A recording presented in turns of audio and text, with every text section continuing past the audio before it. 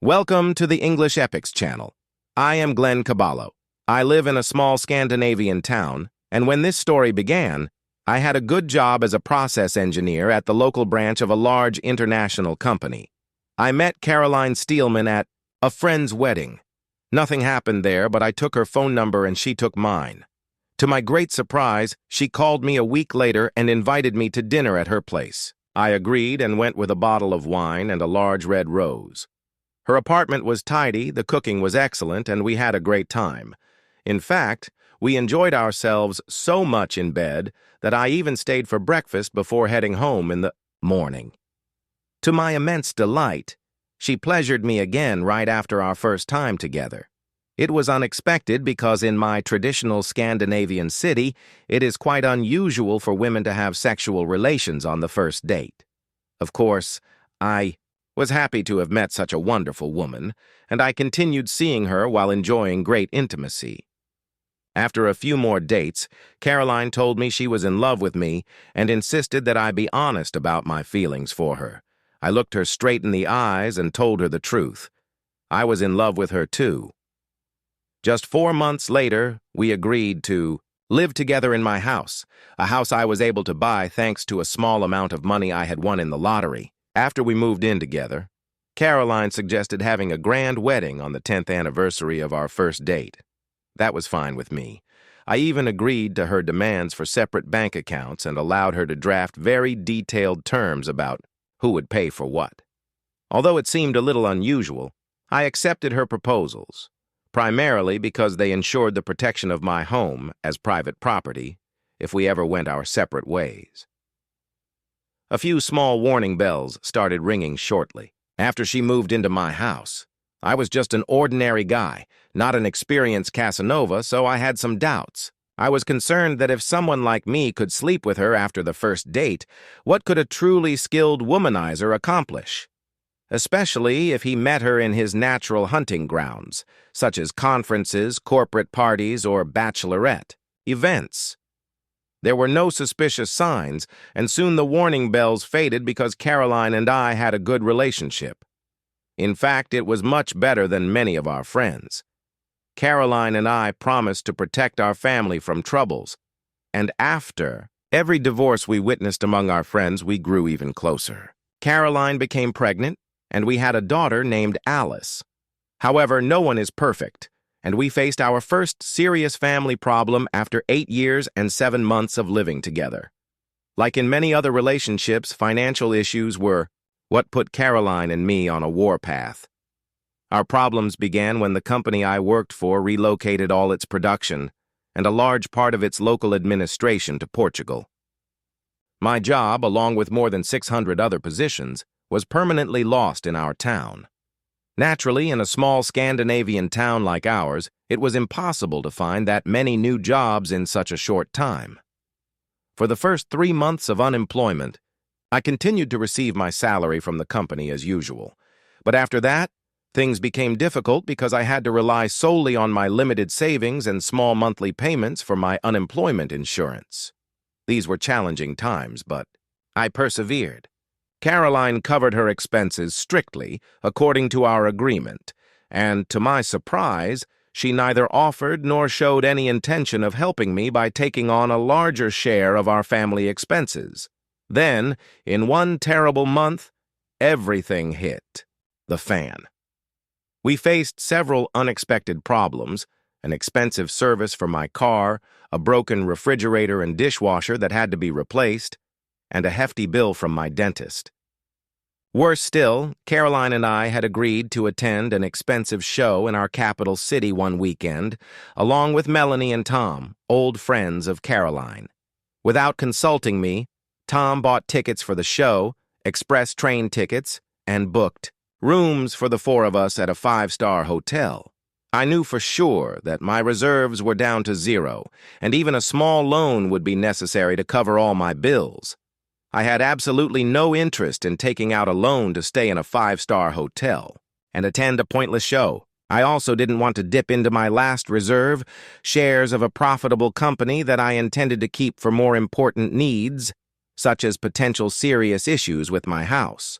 Therefore, I had no choice and couldn't afford to go to that show. I told Caroline that I couldn't afford the trip and that we would have to skip it.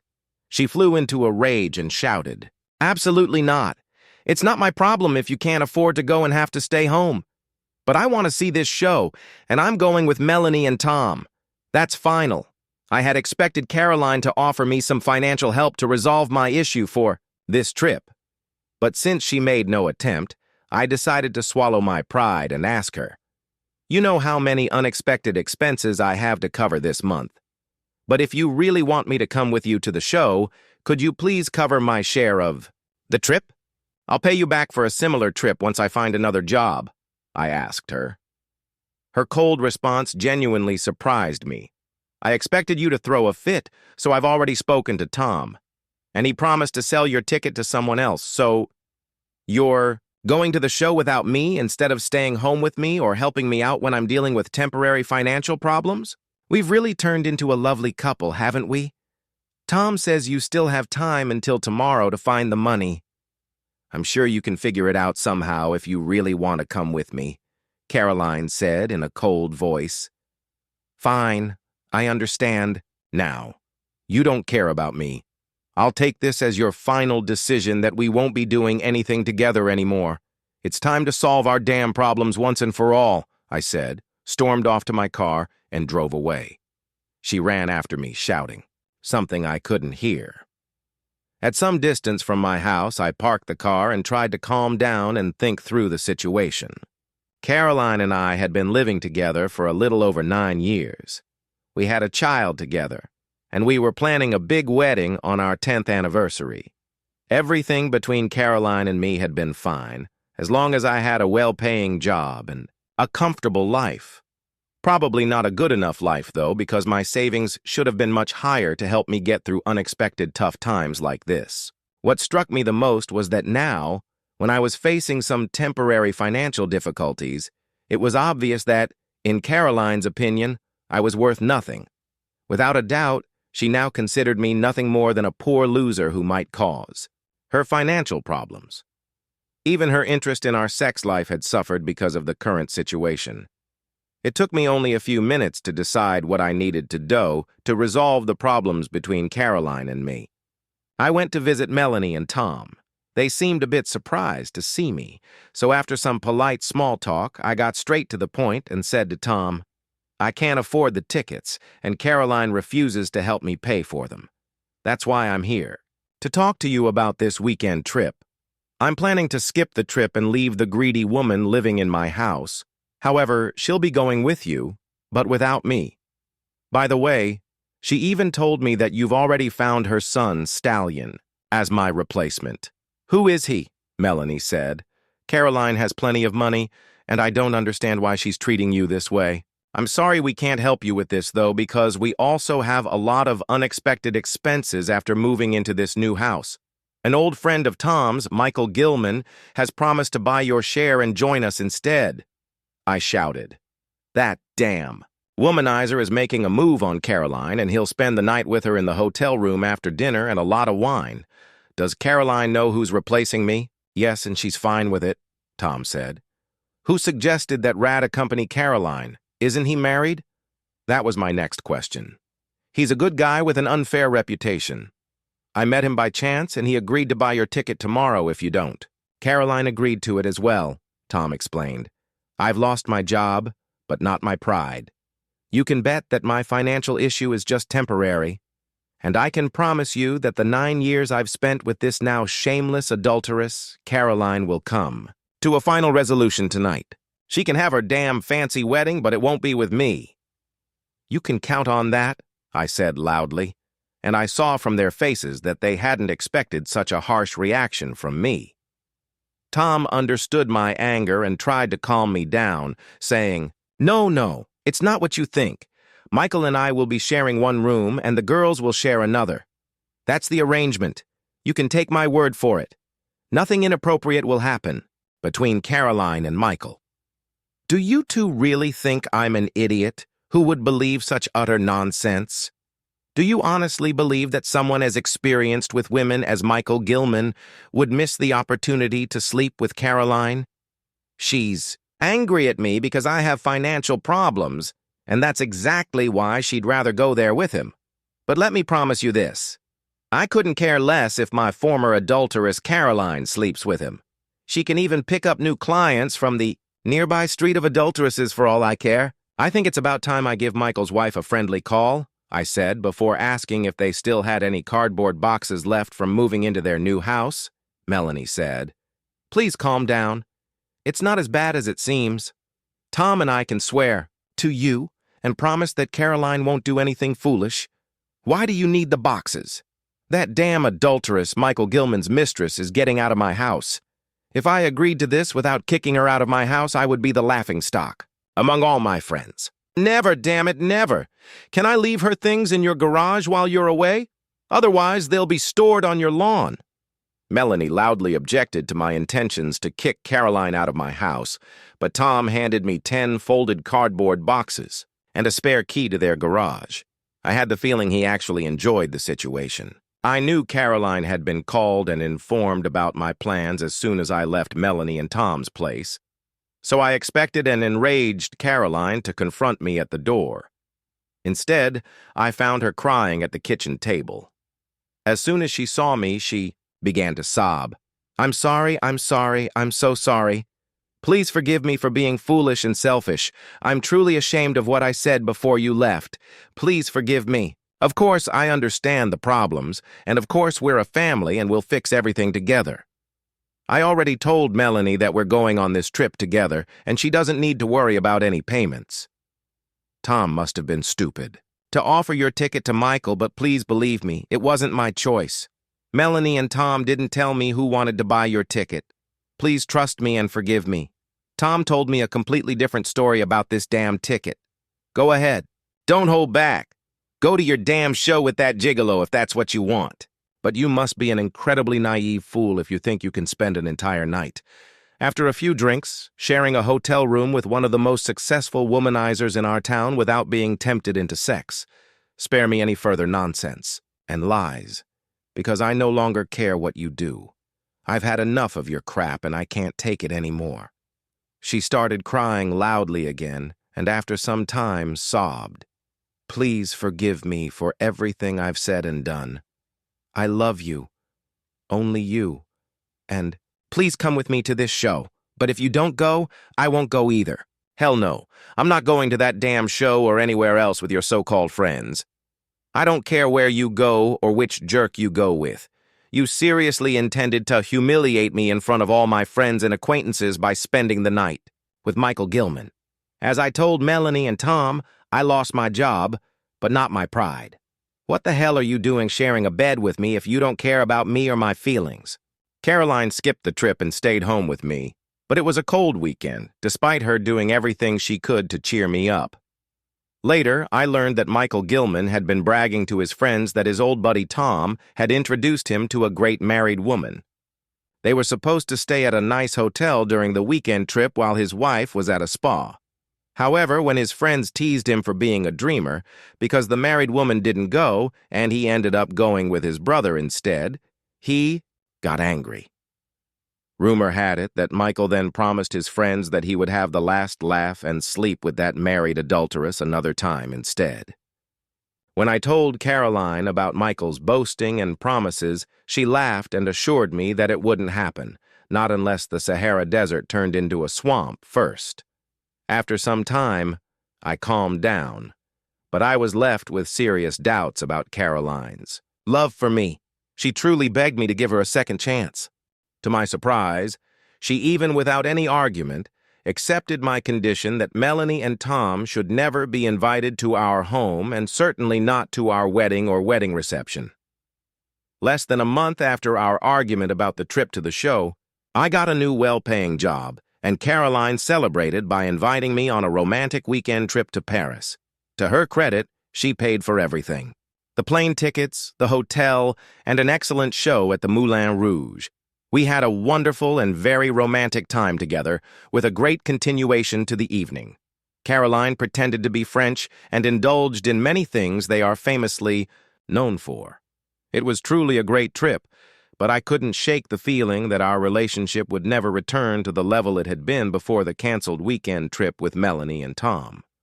I was right about this matter, and a month later, Caroline presented me with the next surprise. On Saturday morning, she told me that she and Melanie had planned to go shopping in the capital of our district. It's about 80 kilometers from our town, and she needed our car for the trip, leaving the children at home. This surprised me, and I asked, "Why without the children this time?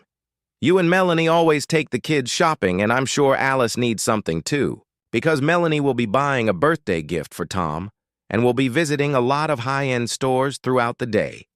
It'll be too boring for the children." Our car was really my car, as I had paid for it. So I asked, "Why my car? Both Melanie and Tom have their own cars. Why should I cover Melanie's expenses for a gift for her damn creepy husband, the man who went out of his way to set you up with his buddy Michael Gilman? Because Melanie's car broke down, and Tom has important matters to attend to. Don't worry about the gas, we'll pay for it," she said in an arrogant tone. She was dressed better than usual for a shopping trip, and her makeup was a bit more elaborate than normal. This, combined with the idea of using my car for Melanie's shopping, gave me a strange feeling that something might be off. When Caroline went to the bathroom before leaving, a simple trick came to mind, and I muted the ringtone on her mobile phone. As I followed Caroline to the door, I noticed she was wearing high heels. No sane woman would wear high heels for a day in the old town center, where there are a lot of cobblestones. I hugged her and said, "I have a strong feeling that what you're planning to do today is really foolish and wrong. I can't stop you from going wherever you're heading, but please don't jeopardize our wedding by meeting Michael Gilman today." She turned ashen gray and left without further comment. I checked Tom's details online and found out that his 38th birthday had been 71 days earlier.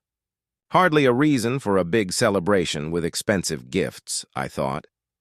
Life in a small town has many advantages, but also some drawbacks. Even ordinary people can know a lot about each other, and there are those whose main interest is to know as much as possible about their friends and acquaintances. After the canceled weekend trip, I started using all available sources to learn anything I could about Melanie, Tom, and Michael.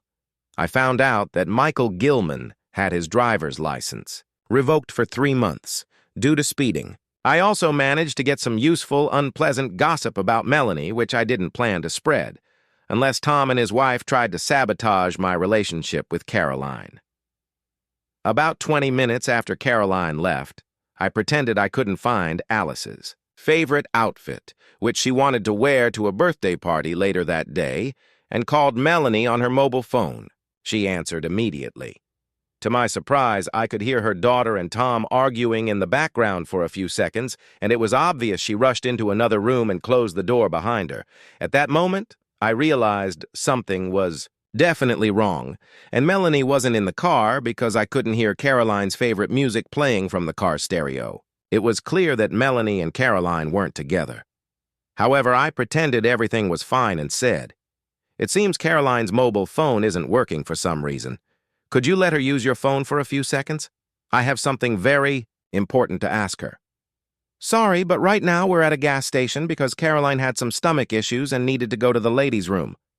But I'll tell her to call you as soon as she gets back," Melanie said in a slightly nervous voice. Without a doubt, Caroline was either alone or with someone else doing something I wasn't supposed to know about while Melanie was at home covering for her. But the disabled cell phone had created an unexpected problem for them. You didn't need to be Einstein to figure out what Caroline was up to. Betting on Michael Gilman would be playing with near certain odds. What could Melanie do? She would try calling Caroline but get no response. If Caroline was with Michael and Melanie didn't know his number, it would take her some time to get it from Tom and then call Michael. Melanie did a good job, though, because 8 minutes later, Caroline called me. After we resolved the reason I had called her initially, I said, "Please hand the phone to Melanie. I need to tell her a few important things about Tom's gift." Now Caroline seemed worried when she said, "She's in the ladies' room at the gas station. I'll ask her to call you back when she gets out." What the hell are you actually doing camping out at some damn gas station near town? Are you really going shopping, or do you have other plans? Caroline hung up, and Melanie called me 5 minutes later. I said to her, "It's obvious that you and Caroline are not together. Where the hell is she? I'd bet anything you're at home, and she's in some dingy motel, sleeping with that damn Michael Gilman right now. If you're with her, please give her your phone for a few seconds. Otherwise, it's clear that I'm right." Melanie's short reply was, "Go to hell." I didn't take her advice, but I did call Tom. Melanie admitted that she's covering for Caroline, who's pretending to go shopping with her. "But I'd bet anything that Caroline is with Michael Gilman right now. It's high time you stopped with all this nonsense and told me the whole truth," Tom replied. "Chill out, man. Why should I care what your adulteress is up to? Because I genuinely care about your adulterous wife. Ask her why Anders John 10 is bragging about having access to her back door 2 years ago during their trip to the Union Conference at that famous spa on the West Coast. Tom and I were never friends. And since I canceled the weekend trip, we hadn't even spoken. He had tried to set Caroline up with his friend Michael and was currently involved in Caroline's affairs. In my opinion, he had no right to blame me for telling him the truth about his wife, especially since he refused to tell me the truth about mine. 10 minutes later, an enraged Melanie called me, accusing me of ruining her happy marriage. I told her the only thing I had done was get even for her helping Caroline sabotage my planned wedding. If she had been honest and told me about Caroline and Michael during my first call to her, she would still be a happy wife. She then screamed, "Go to hell and take your damn cheating and illegitimate child with you." That phrase hit me hard, really hard. I called Caroline on her mobile phone, and this time she answered. I asked her, "Melanie just called me and said that Alice is an illegitimate child. Is that true?" She must have been shocked because she screamed. "Why would she tell you that?" "I assume it's because you and Michael Gilman even managed to ruin her marriage." "Why? Don't you ask her yourself?" Then I called Michael Gilman's wife and got his mobile number along with the information that he was supposedly playing golf. I called the number, and when Michael answered, I said, "Caroline Steelman's husband is looking for you with a shotgun.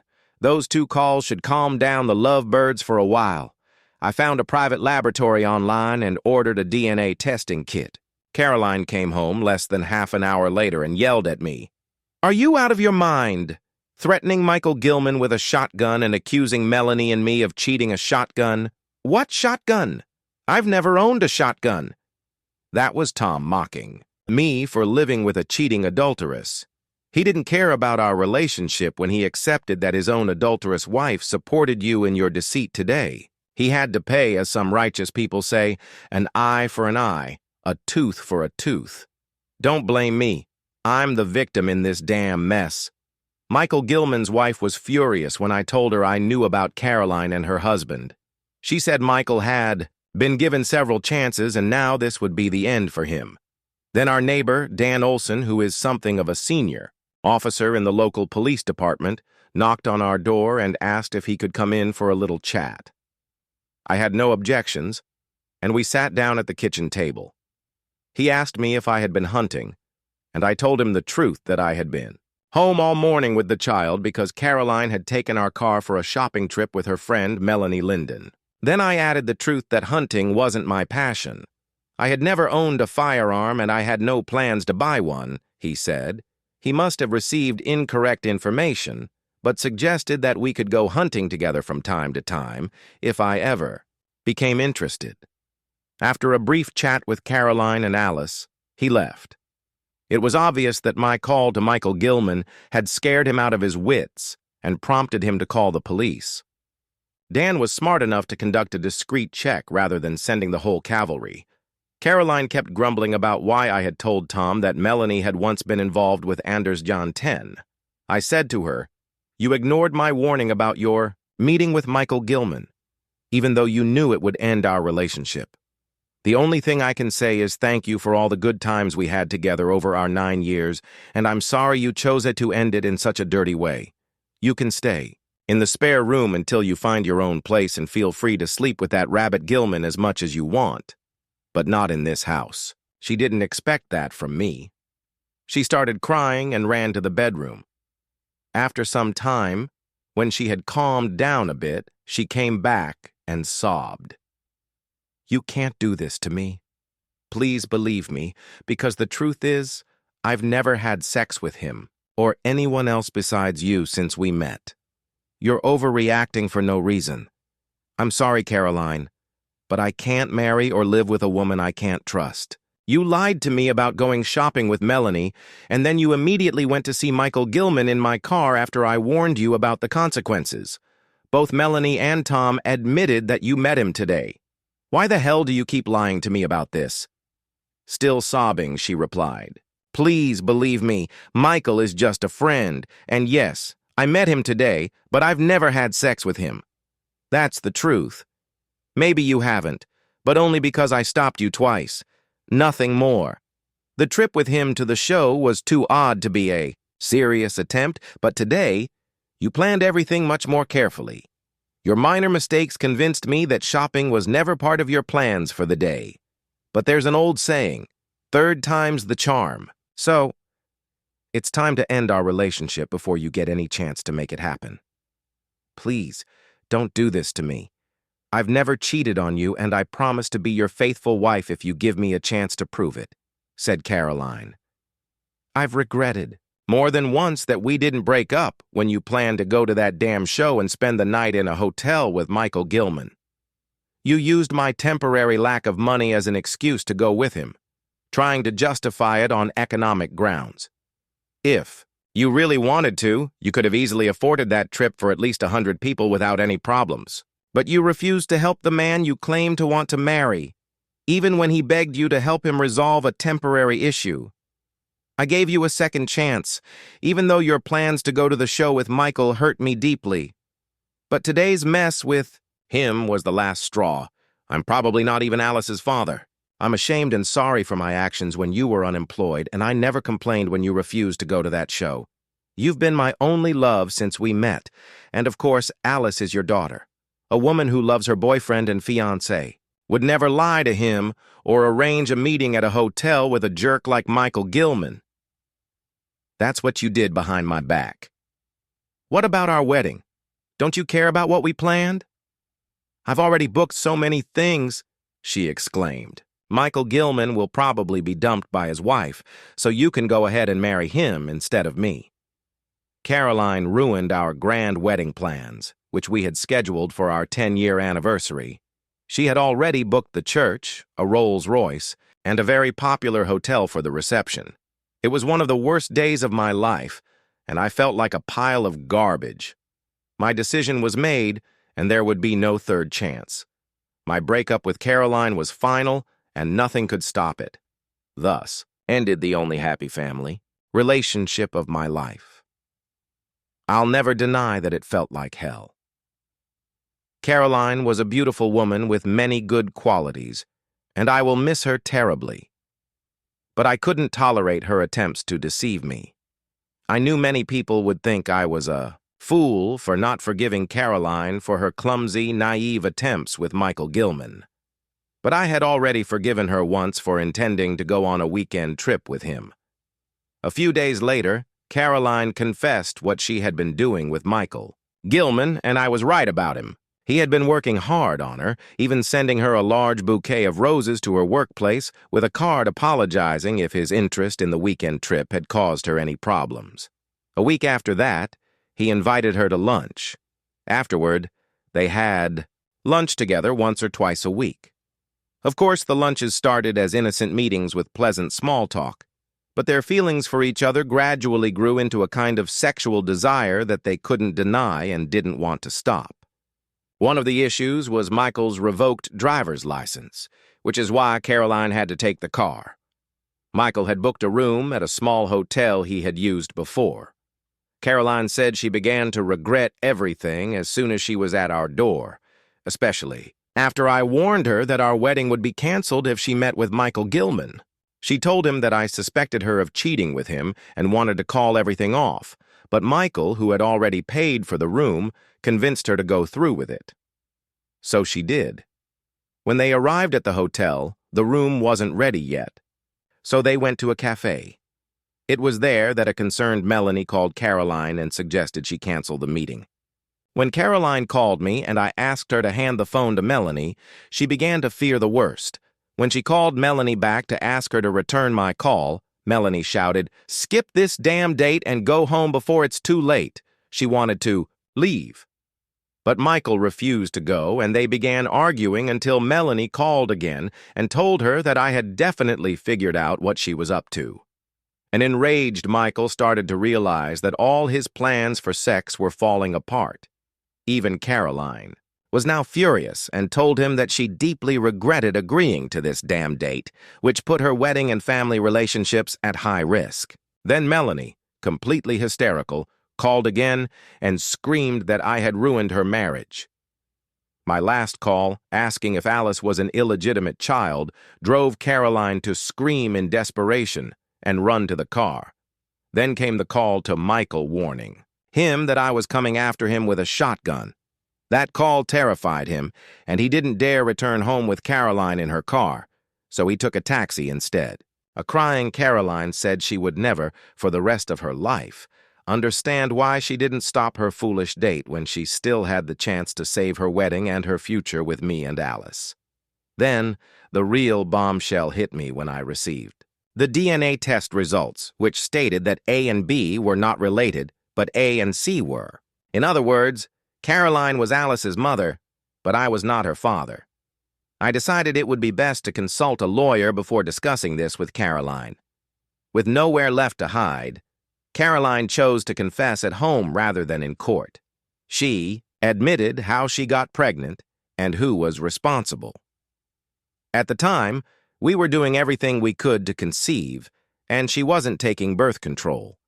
While attending a conference after a lively party, she spent the night with Nicholas Albertson, a handsome married man and father of 3 children. Neither Caroline nor I ever suspected that I wasn't Alice's father. My lawyer began a lengthy legal process to force Nicholas Albertson to reimburse my expenses and take on child support payments until Alice turned 18 or 25 if she pursued higher education. Shared custody of Alice was out of the question, but Caroline and I agreed that Alice could see me as often as she wanted and would keep her room in my house. I wasn't her biological father, but I was the only father she had ever known, and I would always be there for her. Alice wasn't to blame for her mother being a deceitful adulteress. Tom took Melanie's infidelity very hard, extremely hard. After Melanie's confession, he went straight to Anders Jantan and beat him senseless, putting him in the hospital for a week. Since Tom's act of revenge was witnessed by Jantan's wife and 2 children, he didn't avoid spending several months in jail.